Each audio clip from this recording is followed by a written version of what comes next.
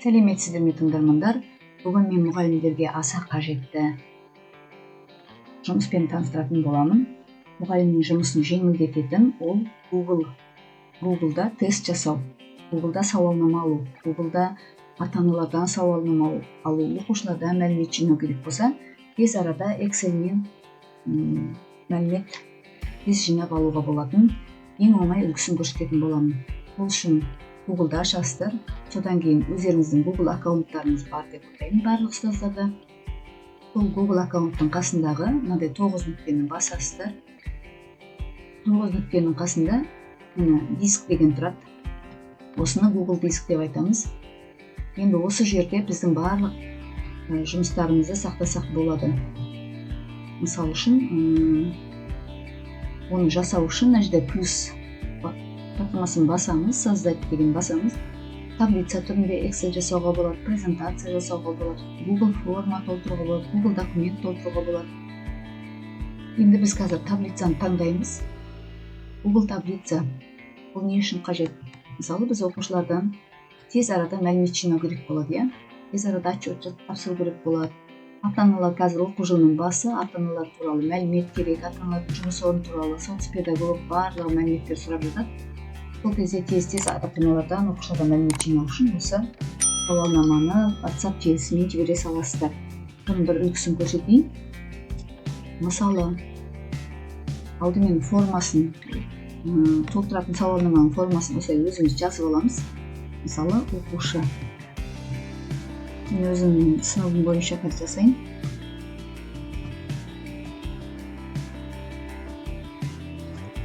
Оқушылар аты дейді, мысалы үшін номері оқушылар аты, ата-аналар туралы мәлімет дейді.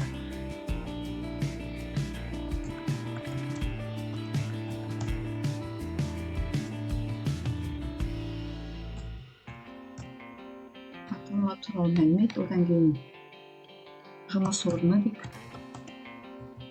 Жұмыс орны, әлеуметтік жағдайы, дейді. Сосын кейін отбасындағы бала, адам саны дейді. Мысалы, әлеуметтік педагог бізден осындай мәліметті сұрайды, ол ASPM дейді, тағы да сондай бір нелерді толтыруға қажет. Енді осыдан біз тесттің формасын жасап аламыз. Осылай оқпен белгілеп аламыз дағы, мына жерде граница деген басамыз. С деген таңдаймыз. Міне таблицамыз шықты. Енді біз бұны қалай сақтаймыз, қалай ата-аналарға жібереміз, оқушыларға жібереміз. Енді настройка доступа дегенді басамыз. Осы жерде таблицамыздың атын жазамыз.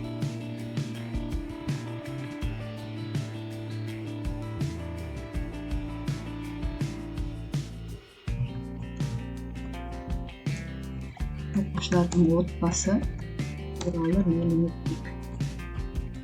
дейді. Таблицамыздың аты сақталды. Енді мына жерде доступ ограничен деген сөз тұр.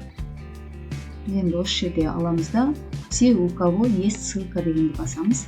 Міне біздің жіберетін кез келген адамымыз ашып оқи алады. Мына жерде читатель дегенді қараңыздар.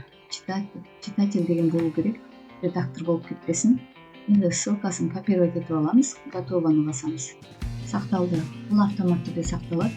Енді өзіміздің WhatsApp-ымызды ашамыз мына жерден, Google'дан. Енді кез келген ұстаз білесіздер. Қазір менің WhatsApp-ым ашылады.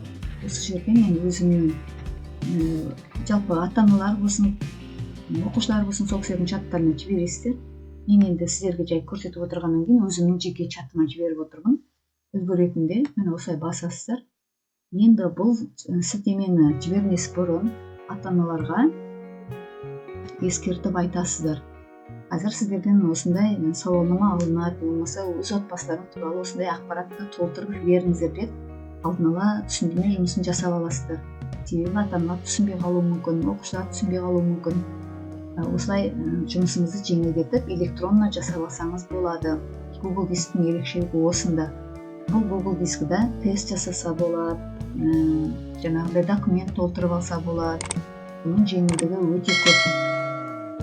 Ал достар, осы видео сіздерге ұнаса, маған тіркеліңіздер және достарыңызбен бөлісіңіздер. Сұрақтарыңыз болса жазыңыздар. Рахмет.